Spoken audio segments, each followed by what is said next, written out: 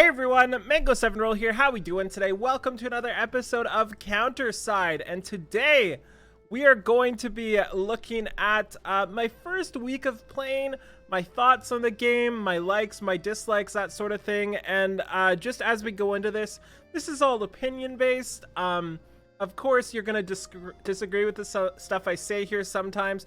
Sometimes when I say something, it's good for me, it's bad for you. But when I say something is bad for me, it's actually good for you. So it really is really just a personalistic thing. So let's get into it. And as for reference, I don't know what I'm going to say yet. And these are also my two favorite characters. So let's just start off with the good. Let's just go a little bit back and forth. So the first thing I just want to mention is that the game seems incredibly free to play on the surface. So if we take a look at recruits here, unfortunately, the 160 free pulls are now gone, which is a little upsetting. I just realized this is too big. So the pulls are gone already, but you know, even with that, it is still extremely free to play friendly again on the surface, which is kind of the important part for most things, I think. The game allows you to get basically everyone that I haven't had a problem getting characters, is what I'm trying to say, outside of this one, which we will talk about later. So let's take a look at my characters right now. And let's just sort by SSR here and show you what I'm working with. So this is my team right now, or my SSRs. I use every single SSR I have, and basically all of the SRs as well, to kind of just give you an idea of what's being used. And if we go to the SRs here too, there's a boatload of them. They're all pretty awesome. I'm really happy with them, and that's alongside the free to play style thing is another really good thing about this game, and that it is exceptionally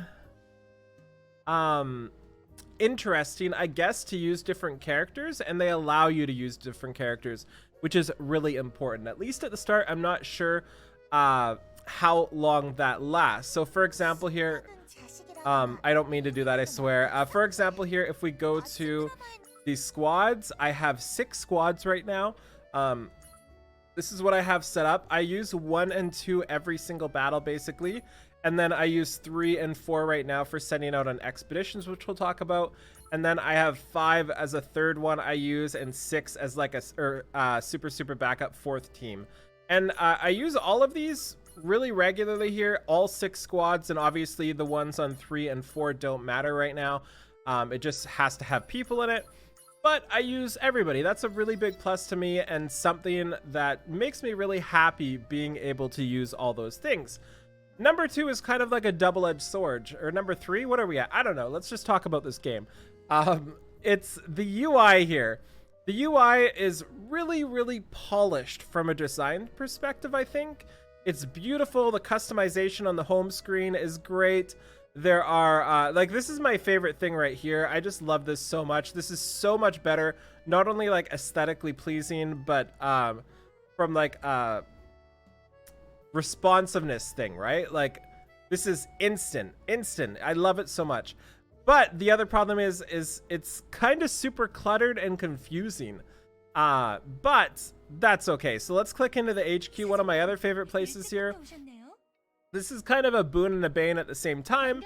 We go in here, there's a bunch of different ways you can level up your characters. There's implanting them, which basically gives them more stats. Skill training, which is basically Molagora, of course.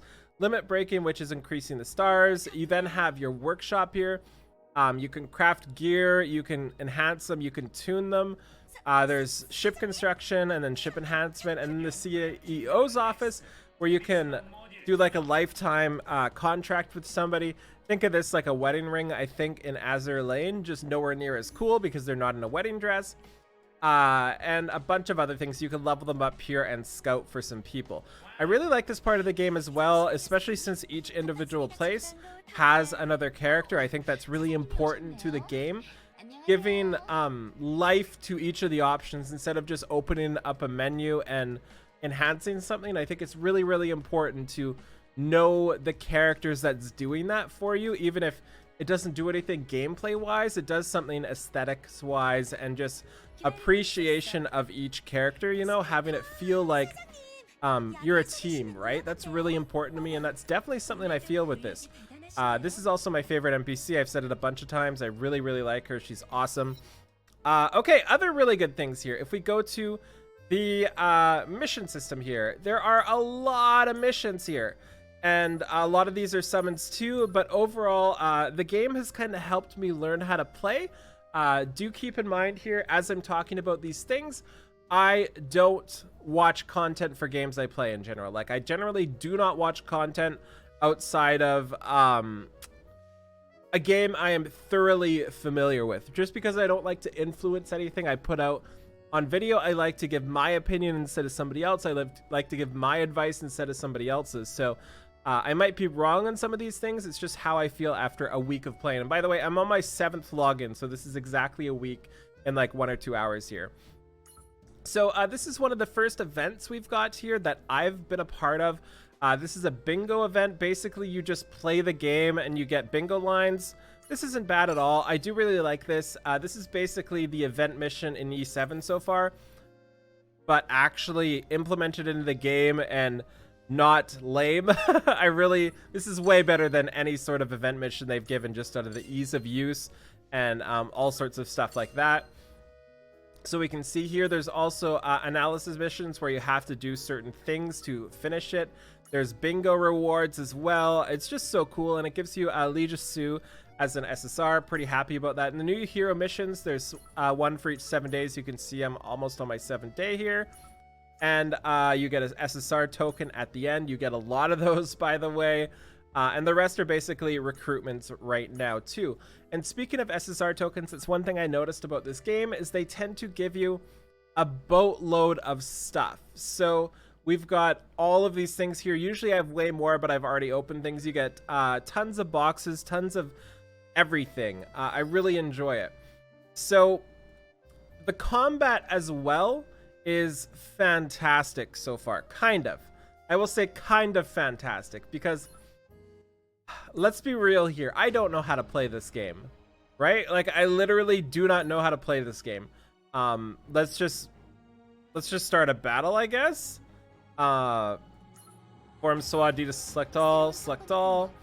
I am not going to, oh, I can actually, it's figures. I'm not gonna lie, like, I don't know how to play. I do not know how to manual this game whatsoever. I kind of know what my characters do. I don't know exactly what they do, but I'm having a lot of fun with the battling, even without that knowledge. So I think it's one of those games where the further you go into it with PvP, when you have manual PvP versus somebody else, it's actually like semi-strategizing, I think, is my expectation. So that's another big plus IMO. They're also generous with currency so far, but it's the start of a gacha, right? You can't like play the first week of a gacha and say they're really generous, you know, because it's never really a thing. We also have some other cool stuff here, like the consortium. This is your guild area. I really like this so far. We've got weekly missions, some other stuff I haven't quite figured out. Yeah, so there's a lot of really, really, really good stuff in this game, and I'm really, really enjoying it. As for each individual character, let's show you how you individualize them a little bit. So we have 4 different pieces for gear, weapon, armor, and accessories here. And when you unlock them to 6-star, like you can see up here, you do get an additional accessory. There's a bunch of stats that you can do, and you can feed in 1-star fodder basically to up their stats. And you can see a bunch of other stuff. I really do enjoy this. And of course, they have dialogue if you want to go through it, and all sort of shenanigans like that. We also have the world map here, which is basically like expeditions, I guess. You send them out on things here, and they are they're missions you send out, and some of them take teams and tie up your team so you can't use them, which is kind of interesting. And there's also dive as well, which feels like Abyss, I think. I'm not super familiar with it, but I haven't really paid attention to what's going on here. I just use auto. That's what I do for a lot of this game. But to me, in gacha games, it's not about the actual combat. It's about the journey to the combat. Yeah, and there's also raids as well here, which we'll talk about. So yeah, a lot of positives for this game, and I'm really, really happy with it so far.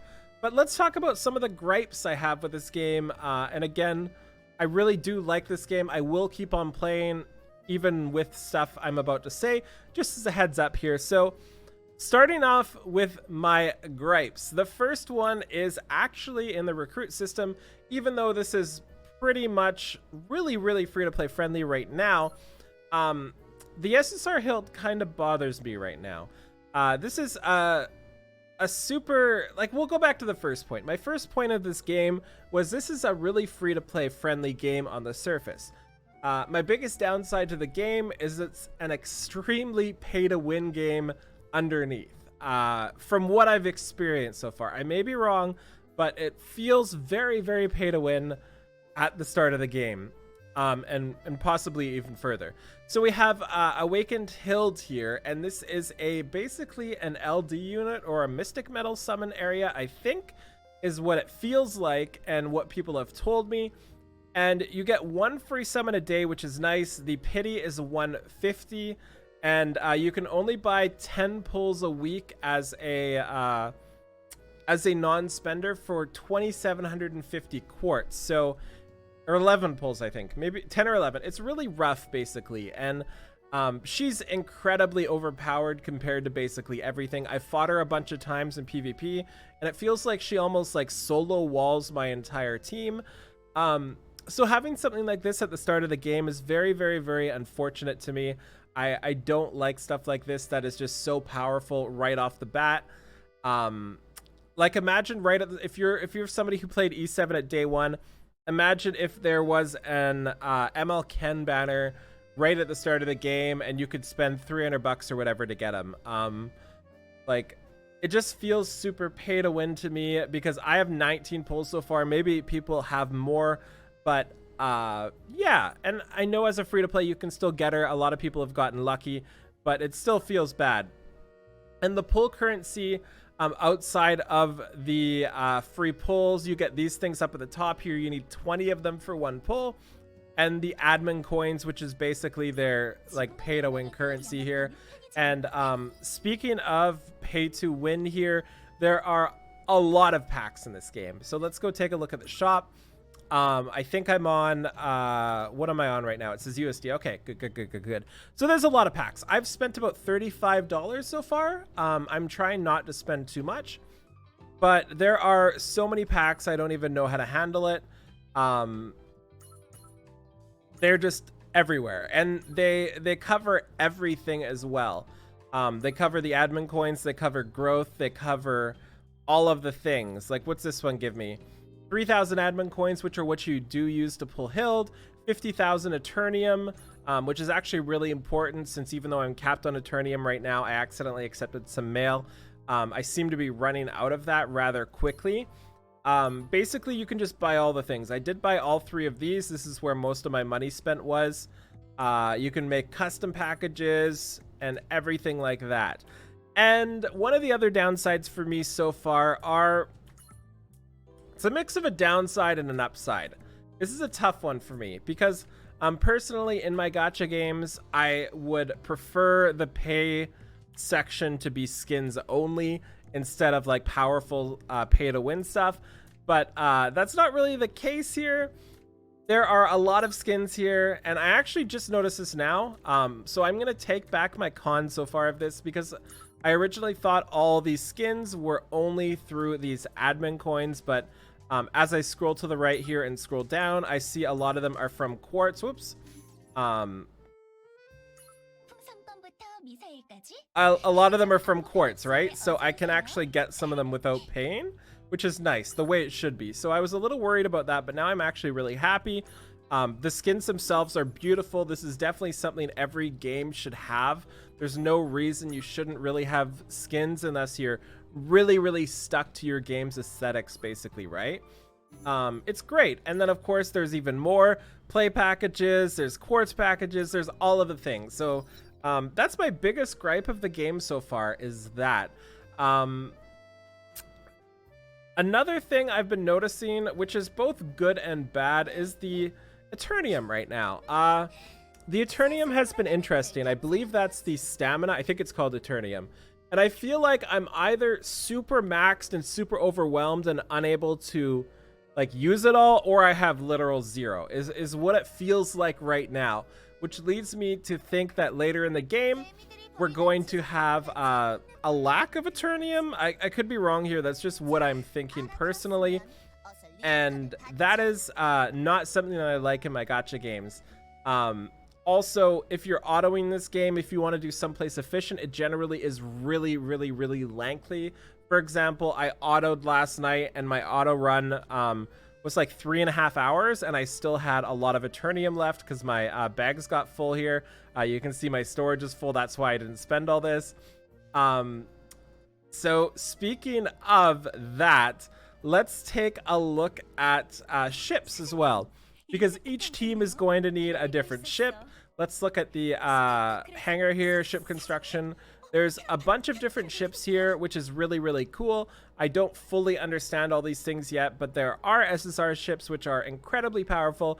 And I don't know if I'm right here, but I'm guessing a whale is going to be able to get these a lot easier than somebody else. You do get Glepnir as an SR right here, and I've been building some rare ships randomly. This one looked really cool. This is Stellar here. They all have individual abilities, and they move different amounts too. Like, look at the weird movement on Stellar here. I absolutely love this ship. It's my favorite one so far.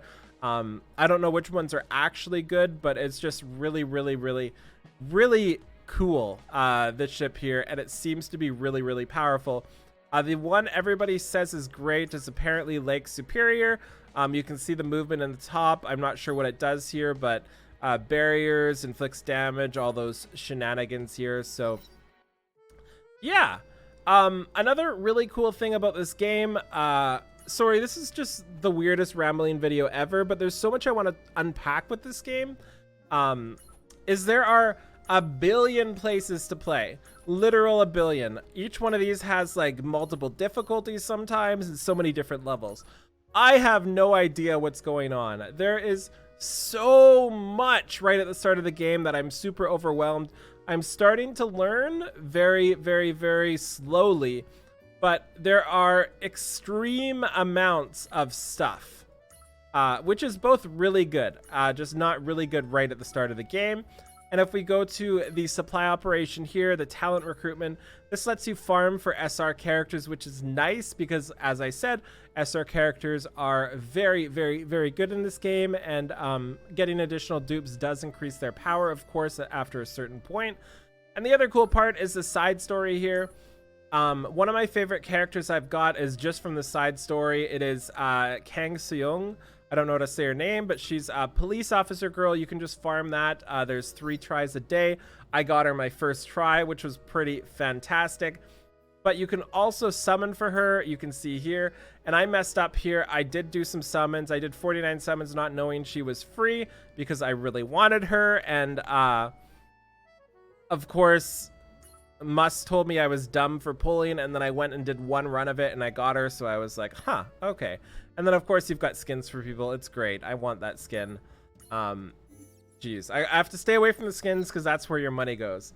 So yeah, I have a lot to say about this game, and this is super rambly and just super ravey, I guess, and I hope you enjoyed this. This gives like a decent idea of the game, I think.